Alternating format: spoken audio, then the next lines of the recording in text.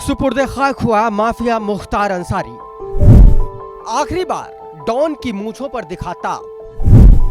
दफनाने से पहले बेटे ने पिता की मूंछों पर दिया ताव। क्या था मुख्तार अंसारी का मूंछ कनेक्शन? बेटे मुख्तार अंसारी ने दफन करने से पहले अपने पिता मुख्तार अंसारी की मूंछों पर ताव देकर विदा किया।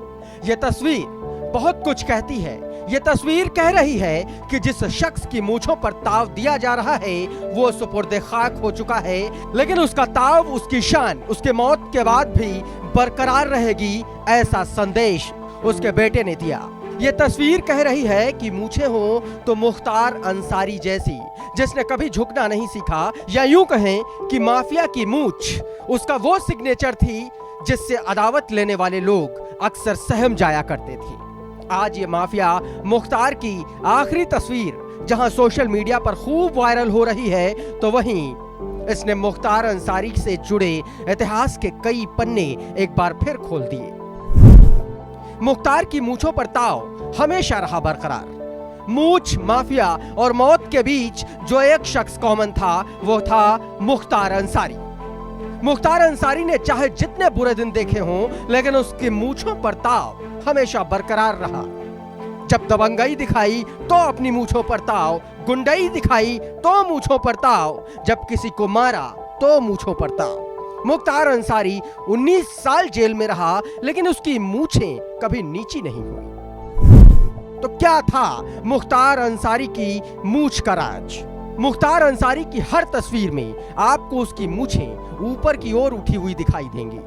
दरअसल इस तरह की मूंछों को राजपुताना मूंछ कहा जाता है।